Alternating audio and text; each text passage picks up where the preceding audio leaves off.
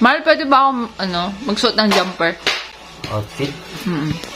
Okay? Sa akin, sa natutunan ko sa buhay natin, I think. Isipin mo lang to, I think. Minsan nga, lumalabas sa mukhang sloppy soil.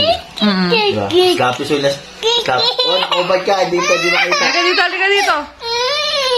Minsan nga lumalabas sa Dede. mukha talagang pulubing itsura.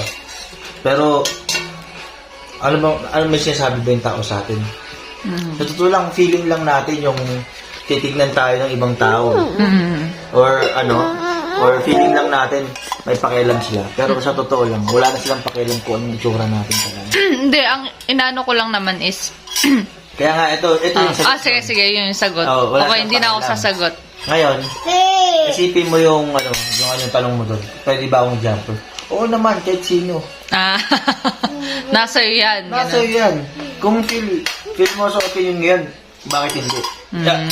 Ako nga, baby shower ni Belle. Anong dapat suot mo doon? Maganda yung itsura mo. Naka-short ako kasi alam kong uulan. Ganun lang. Kung ano yung feel mo suotin nung araw na yon. Hindi ako nabasa ng ulan na malamig kasi nga naka-short ako. Ganun. Uy.